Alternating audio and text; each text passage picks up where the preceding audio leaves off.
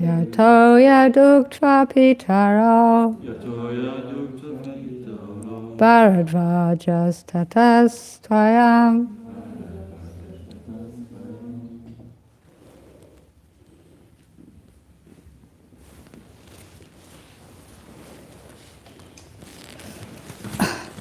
Mudhe, O foolish woman, Bhara, just maintain.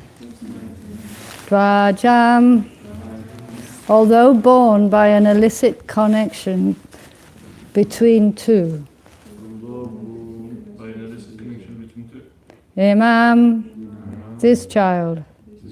Bhara, maintain.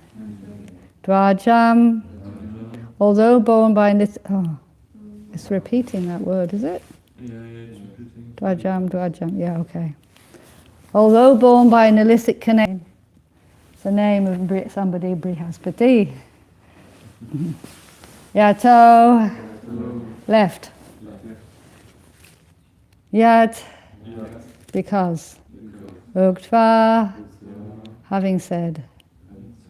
Pitarao, both the father and the mother.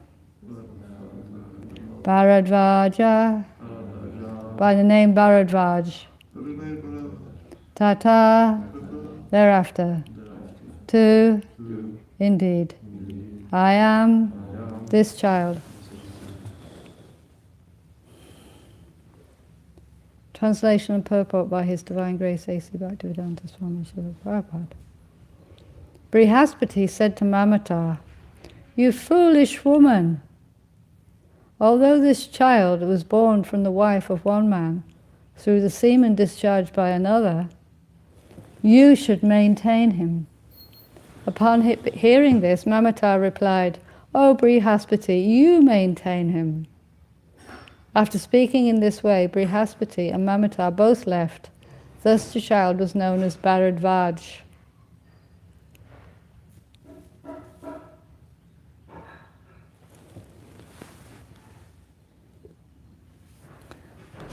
And I'll read the next verse because there's no purport. Jojamana surerivam matfavitatam atmajam Vyasrijam marito bibram datoyam vitaten dvaye. Although encouraged by the demigods to maintain the child, Mamata considered him useless because of his illicit birth, and therefore she left him. Consequently, the demigods known as the Maruts maintained the child. And when Maharaj Bharat was disappointed for want of a child, this child was given to him as his son. From this verse, this purport, from this verse it is understood that those who are rejected from the higher planetary system are given a chance to take birth in the most exalted families on this earth. That's the end of the purport.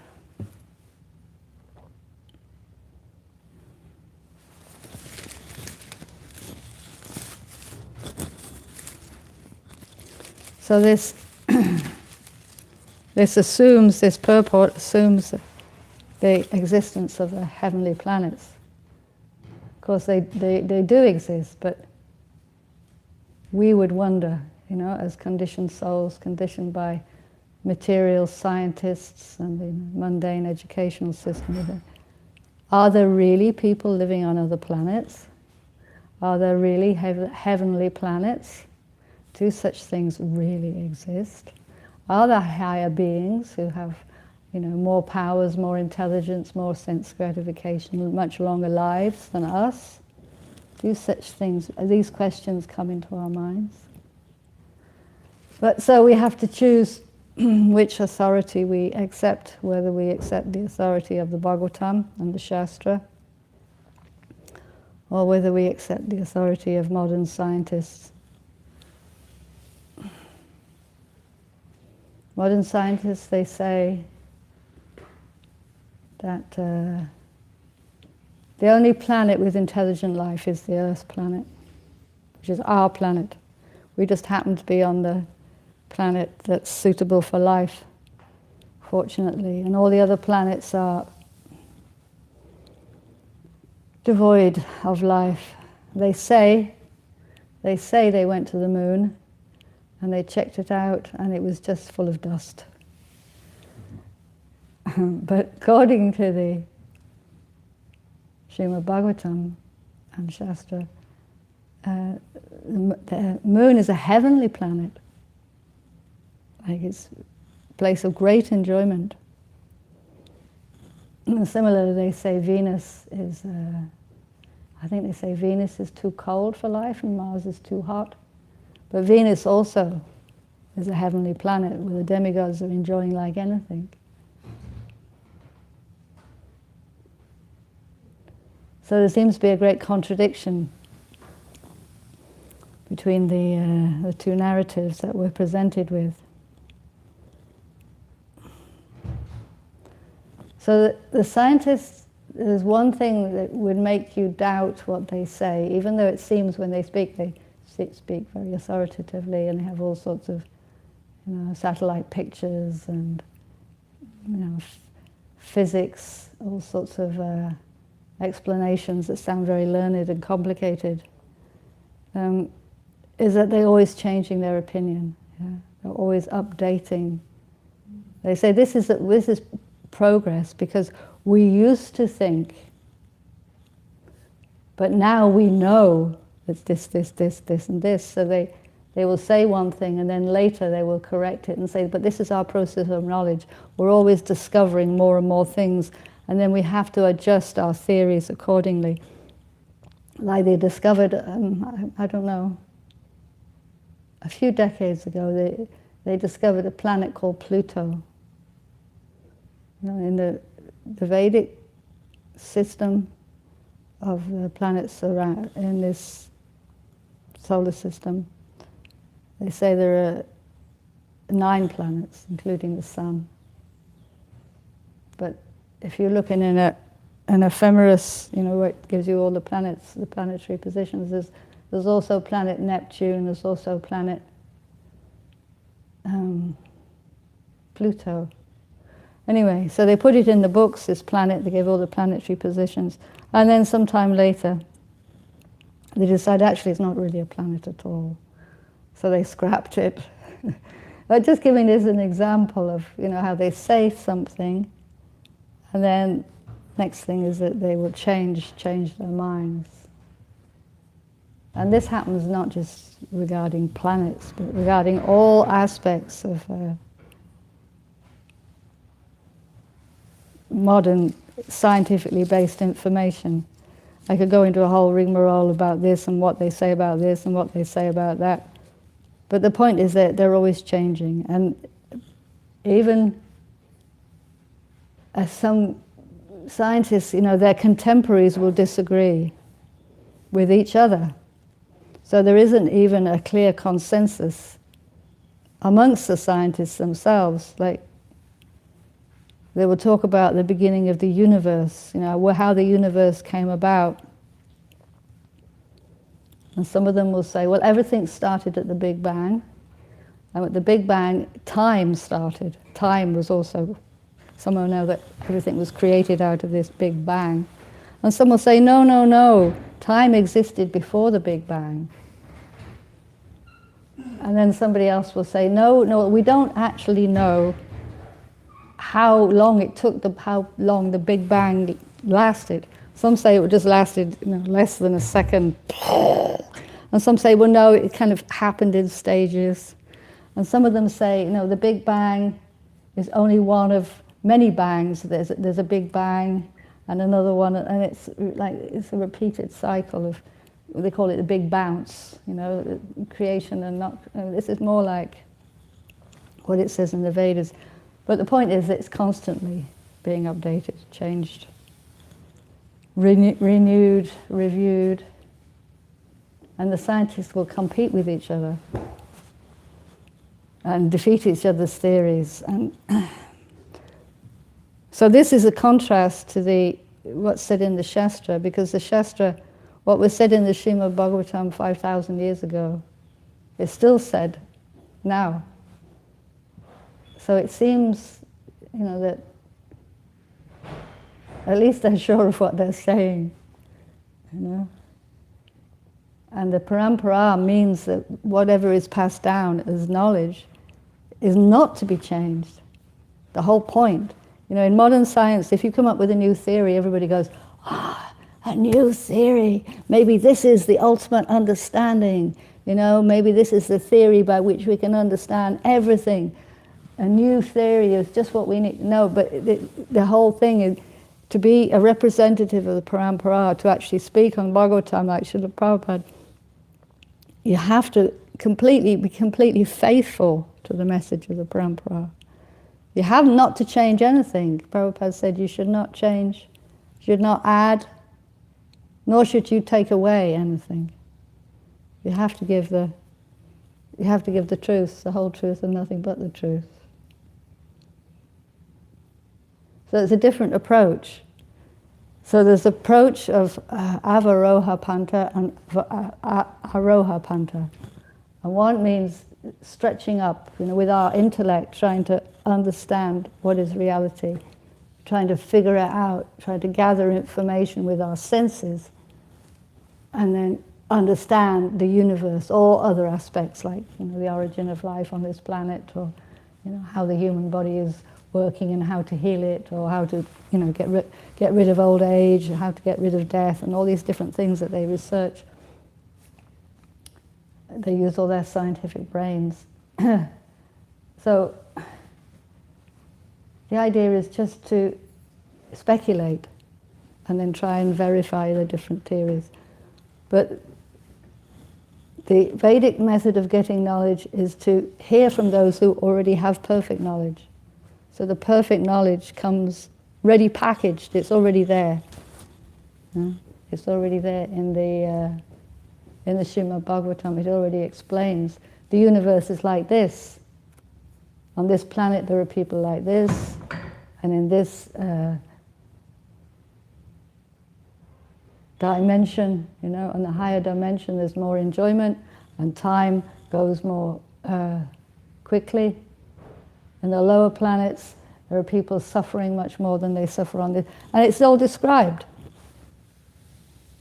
The purpose of life, how things should be conducted, how varnashrams should be run, how human beings should behave, what is the ideal human being, who is God, how to relate with God, how to please Him, what is the cause of suffering, what to do if you're suffering. Like this, it's all explained, it's all clear. It's not vague and speculative and prone to be changed at any minute.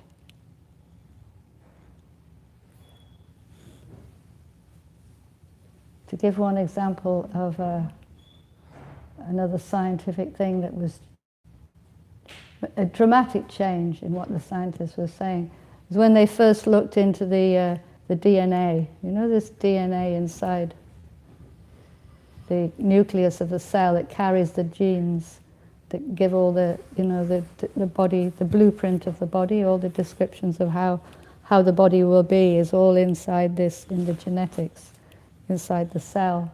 So when they first looked, they found this thing called DNA, which is it's a spiral molecule, very complicated DNA molecule. And they looked at it and they saw some of the genes and they could identify this gene is for, the shape of the nose, and this one is for the color of the skin, and this one is for... And they found many, many genes that didn't apparently have a purpose. They said, oh, this is junk. Yeah? They said this is, result of evolution. They speculated. And they said, well, these genes, these are all useful, but all this over here is junk. It's called, junk DNA. So that was their theory. And then, of course, sometime later, maybe, 20 years later, they're using these better electron microscopes and, these nano machines and everything to investigate further. And they found out that what they thought was junk inside this DNA There's actually these really, really important genes that switch on the other genes. It's like a hierarchical switching system. So, say you have some genes that control puberty, all the changes that come at puberty. So those genes have got to be switched on at a certain point, and then they've got to be switched off at a certain point. So there's a switching system.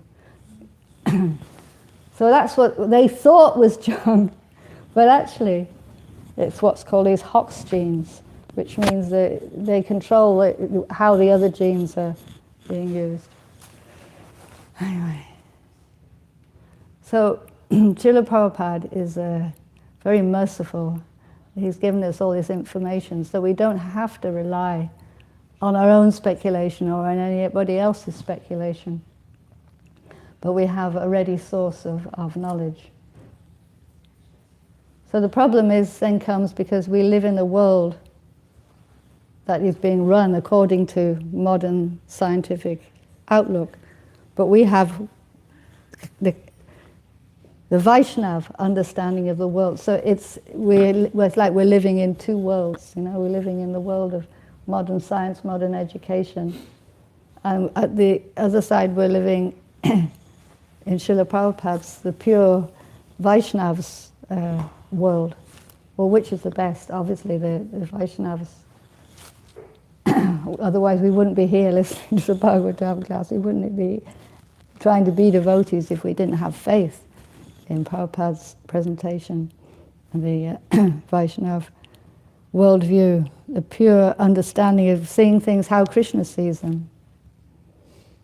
But there is a clash of reality. It's like you go out into the world and go to the hospital, or you go to the supermarket, or you walk around the city, and it seems like the modern world is very,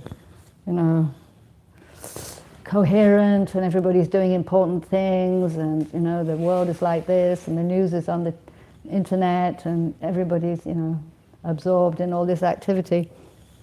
But it's actually this whole life, this whole material life, it's all based on speculation. It's all based on a false understanding of reality. It's based on humanistic values, on atheism, on just Marxism, on this Freud's philosophy. All these different people have speculated, and it's all ended up with what we've got now is a secular society, devoid of real knowledge. So it's described as the blind leading the blind. And although things may look very organized and everything's happening, at the same time there are many social problems, so many different problems in society, and people are generally not happy. Overall, people are not happy. You see in France now, recently there's been a lot of unrest, because people are not happy with their leader. There's some agitation against Mr. Macron. But this is because society is not being run according to human-friendly principles, It's being run by people who have a more demoniac mentality, who want to exploit, so that, people are exploiting each other and using modern science, modern amenities, modern facilities to exploit. So the stronger or the more intelligent are exploiting the weaker. But that's not how people should live. People should live, they should follow saintly leaders, and they should be guided on the spiritual path, rather than being kept in ignorance and being, enslaved by an exploitative leaders, by materialistically motivated leaders, selfish. Because if you're not being God conscious, if you're not serving God, if you're not practicing spiritual life, you're driven by your own material desires. And this means you're selfish and ignorant of the real goal of life. Prabhupada gave the example is if you do a big calculation, at the beginning, if you have, say, 2 and 2 makes 5, and then you carry on with your calculation, well, the whole calculation will be wrong, because you just made that basic mistake at the beginning. So it's like the whole society that we live in is based on that miscalculation at the beginning, that we are the body. And through our senses we can understand, and we can figure out what to do. Using our minds, we can figure it out. We don't need God. Throw out God. This is all old-fashioned stuff about God and religion. We get rid of that, and now we have something better. It's a speculation based on the body and the mind. So this this is not how we're supposed to live. And the whole calculation is wrong. 2 and 2 is 4, it's not 5, so we made a mistake. So accepting the self as the body is what Prabhupada, his basic presentation is, you are the soul, you're the conscious person that makes the body alive. The body is temporary and the soul is eternal. So you are that soul. So live your life on the basis of being a soul. Don't live your life on the basis of being the body, which is fallible. So that's correcting the calculation, correcting the imbalance, as the imbalance in society. So Prabhupada said, well, it's not Prabhupada, but in the Bhagavatam there's a verse that Prabhupada quotes. It says that the Srimad Bhagavatam is like the sun. It has risen like the sun to give light to those in the darkness in Kali Yuga. Specifically, to give light. What does light mean? I mean, we got light, we can switch on the lights. We have the light switch on. There's the sunlight. What does it mean that the Bhagavatam gives light? It means it gives knowledge. Knowledge of understanding of the actual reality. So reality is that we owe our allegiance to the supreme spiritual being, which is Krishna. It's a simple thing. Krishna is controlling everything, and we're being controlled. Therefore, we, have to serve him. It just makes sense. So then we have to ask, well, how to serve him, and how to know if I'm serving him to his satisfaction. All these questions come. And they're all answered in Prabhupada's books. So Prabhupada gives us a whole new reality. Yeah? He completely overhauls our thinking process. We have to think about things in a completely different way, based on the correct basis of, the correct understanding of that we are the soul. And then reality looks different. Yeah, it's different. The world is different when you understand that you're the soul. Hare Krishna, Jai Prabhu, Jai Mataji, Hare Krishna. Anyway.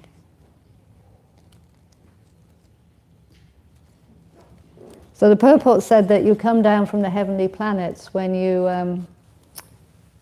if you get thrown out from the heavenly planets, you come take birth on earth. So it's said that the demigods are waiting actually to come and take birth in Kali Yuga, so they can take part in the Sankirtan mission. So we see that many young people now are coming. In France and in other places, demigods are appearing, coming in the door and saying, yes, I'd like to join the Hare Krishnas. I was a demigod, but now here I am joining ISKCON, putting on my dhoti, putting on my sari. The demigods are coming, you see. People who are ready. Just walk in the door, they're very young, they're just ready to practice Krishna consciousness. Maybe they were in ISKCON before, maybe they were ISKCON devotees, because ISKCON now is more than 50 years old. So it's possible that you're on your second loop.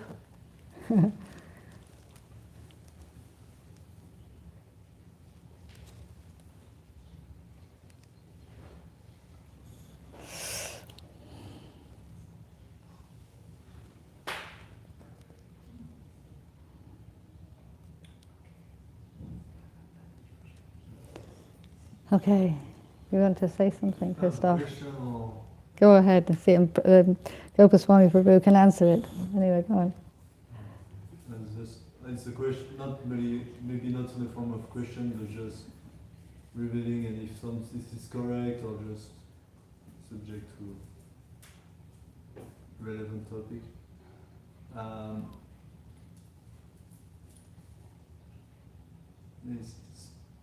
My question is, I kind of have two questions, and my first question would be, in spiritual life, someone told me this, a devotee told me, some people, they just think, okay, we chant Hare Krishna, we follow the four regulative principles, and that is spiritual life. Mm-hmm.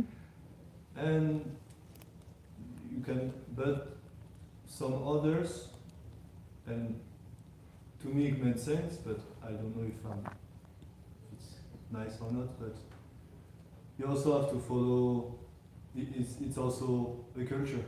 Mm-hmm. And without the culture, there is no real, like, okay, but there is we say in French, un plafond en verre. There is a roof that you cannot go.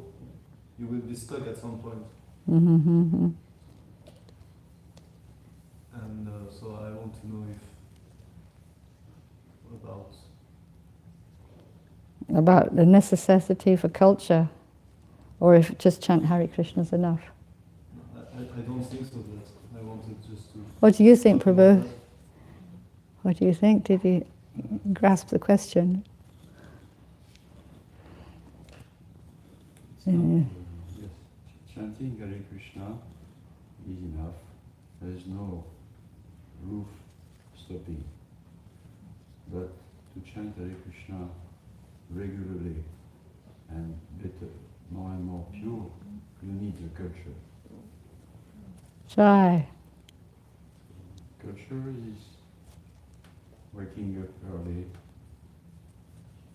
for worshipping deities, and chanting Brahma Murta early morning, and learning how to relate with the devotees, and hearing Srimad Bhagavatam and Bhagavatam. There's a regular spiritual discipline and a relationship, a culture of relationship with others. This is a culture which helps to chant Hare Krishna, but to Lord of God. Try. Okay, Mataji? That's a perfect answer. I'm very satisfied. Is there a need for sometimes there is the personal, but institutionally. Institutional culture. Yeah, institutionally, because waking up early, it's part of institutionally, but it's also like, it feels like personal. It's not personal because you have to do it, it's part of the institution, but institutionally, like, there is a hierarchy, there is a real institution. Yes. And it has, they try to say that it has to be not complex, but not just like, okay, this is institution, and I throw some. Yeah, but stick and it's making, but it has to be complex and well built. So if you voluntarily join the institution, then it is personal, isn't it? You personally have joined the institution, then you accept the authority of the institution. You know, you personally have, nobody forced you. No, somebody personally chooses to join the institution, then they follow the sadhana. You know, so it's both. Yeah. But But is the institution, for example, the better the institution is, I mean, because I can say there is an institution and that's it, that's the institution, it will never change. Or you can always improve it, and is it beneficial for spiritual Well, life? institution is not separate from, it's made of people like us, isn't it? It's not something else. You know? So if we all practice nicely, it will be good for everyone.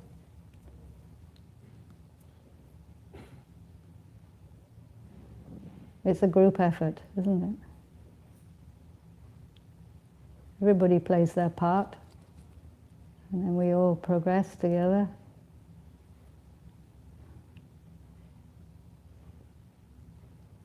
Institution will never be perfect.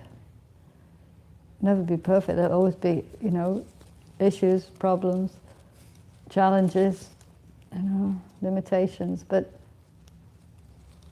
its benefits is much outweighs the, what's the opposite of benefits? The problems. If you think about it,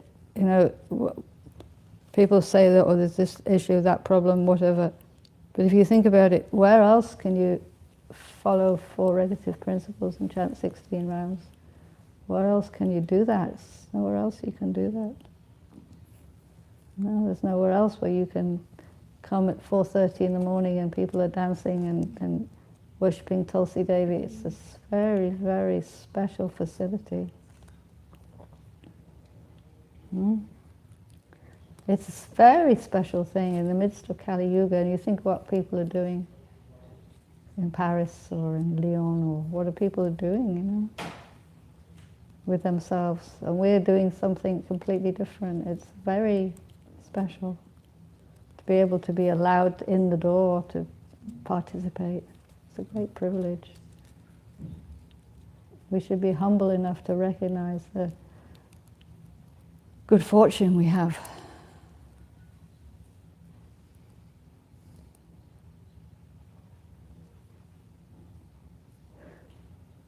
And if we see faults, we're better to rectify our own faults. Huh? If there's faults, what about your faults? What about my faults? What about, okay, he's got faults. What about me? Why do I deserve better? Am I such a great soul that I deserve all these wonderful facilities, wonderful association? I'm so great. So why am I with these? It's crazy, it's actually crazy. You've got to see the good. See the jar is half full, or maybe it's 3/4 full even. The opportunity to get darshan of Radha and Krishna, and the opportunity to worship Srila Prabhupada, and opportunity to take prasadam, and now we have ahimsa milk. Nobody in France has a hen milk. We can drink ahimsa milk. I mean, come on. We should be paying dandavats at every minute, We have such a facility. Hare Krishna.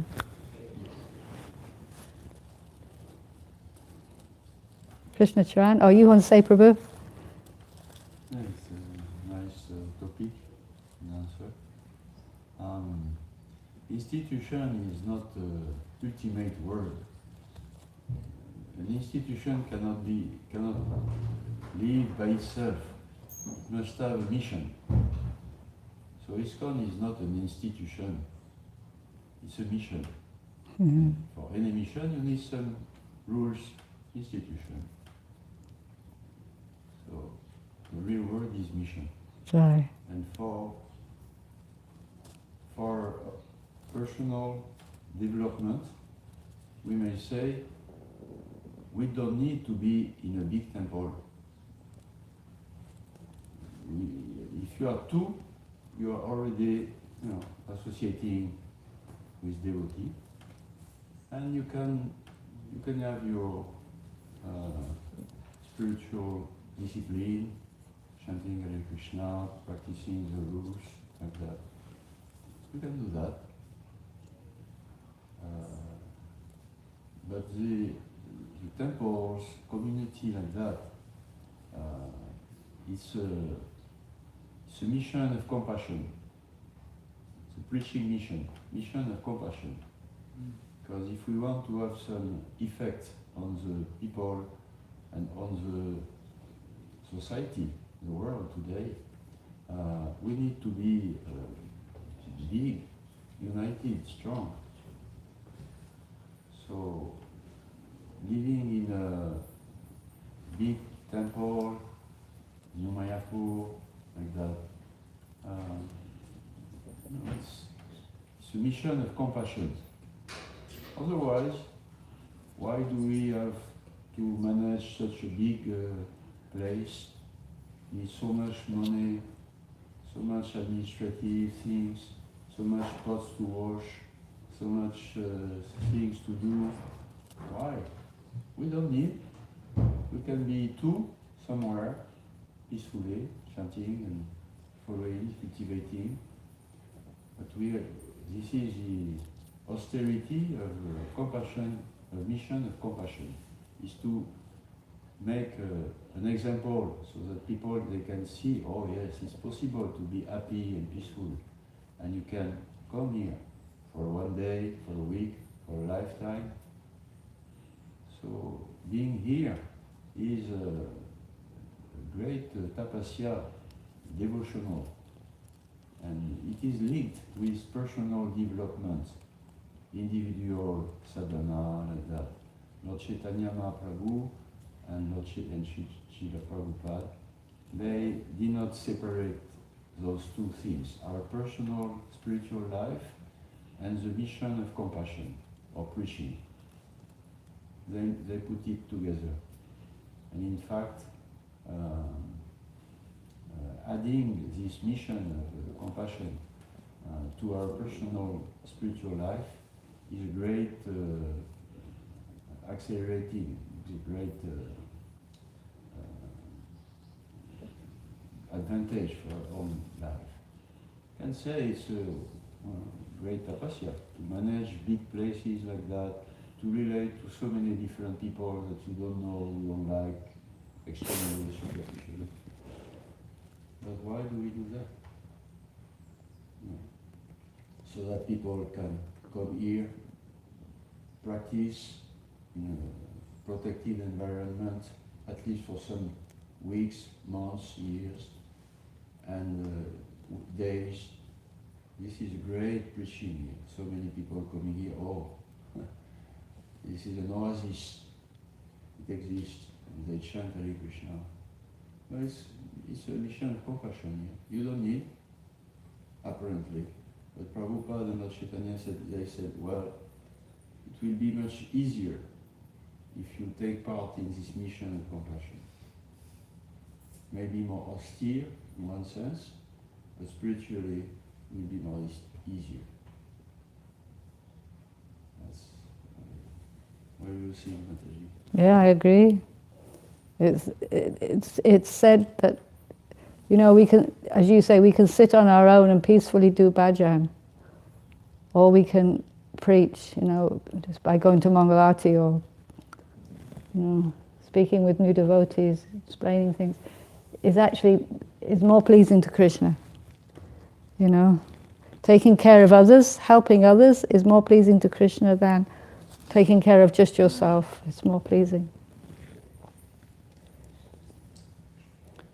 So, as you say, it's the way forward. If you want to make advancement, you have to help others come to Prabhupada's lotus feet.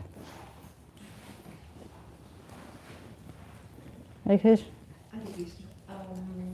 It's a little bit complicated for me to understand something because Krishna said that we don't have to expect for the result of our activities, and it's kind of complicated for me to think in an institution, even if we go an objective in common, to not to have this kind of actions that we actually expect something or we don't expect. we attract it, but are we attracting this because we want another thing? And it's also like I try to relate this with the concept of dharma in the material way, like the dharma, which is not the dharma spiritual, the other one, I think is that dharma, something like that. Varnashram Dham. Yes. Yeah. And it's complicated for me to this relation with the material world. It is complicated. It is. It is, yeah. You want to answer that? It's complicated. It is complicated, therefore we have to make it as simple as possible for us. Not to, like Prabhupada said, mind your own business. Don't try to manage the whole society or the whole temple. Try to manage your own life, material life, within your spiritual life. And gradually Krishna is guiding us from inside, devotees also, how to deal with this material life. But we should not put too much, I think the expression, don't put a nose in all different material difficulties of the community, of the mission and the life. Just, try to manage your own little life, which is already complicated. That's better, I feel. So how they do the president of this temple? We are not present. It's like it's really complicated because it's not only your life, like they are in charge of that. Yeah, but then it's like I understood the point that you made about simplicity. I will definitely take it, but it's like difficult for me to understand what is like this an institution if it's not simple, I guess, to manage. Ultimately, there's a saying in have in Ireland is let go, let God. Let go, let God. Let go, trying to worry about everything, and let God do his, his role. Let go, let God. So we have to do our part. We have to chant, do our service seriously, but at the same time we have to know that really the result depends on Krishna. We act as if it depends on us, but actually it depends on Krishna. We have to do our best. To distribute a book or whatever it is, clean as nicely as we can. But then the result actually depends on Krishna. So that's where the detachment comes. We're attached to doing things properly, but we know that ultimately the result depends on Krishna. He's the ultimate sanction, the ultimate doer. We're only instruments. So when we do very good sadhana, we can become really an instrument for Krishna to act. He will use us, to achieve things. So that is the real surrender, is to become Krishna's instrument. Is it with this word instrument, you understand? Yeah?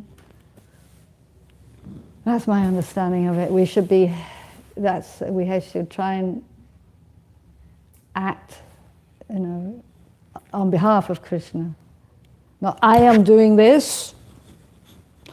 No, I'm acting, Krishna's acting through me. Let Krishna... Does that make sense? Does that make it easier?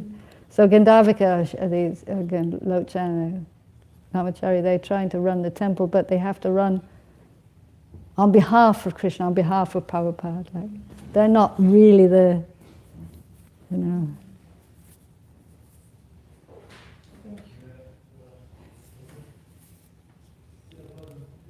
It's time for breakfast. Hare Krishna. Gopaswami Guru ki jai, Srimad Bhagavatam ki jai.